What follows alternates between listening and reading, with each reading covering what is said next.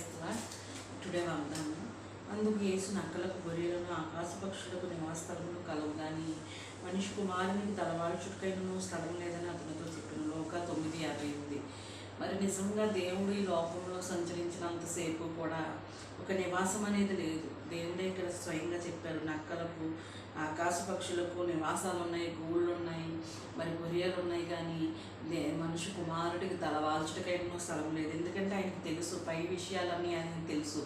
అక్కడ సింహాసనం ఉంది, బంగారు వీధులు, బంగారంతో కూడినటువంటి నగరం అక్కడ ఉంది. కాబట్టి ఈ లోకంలో ఏమి కూడా మనకి శాశ్వతం కాదని చెప్పి దేవుడు చెప్తున్నాడు. ఈ లోకంలో ఏమున్నాను మనకి శాశ్వతం కాదు.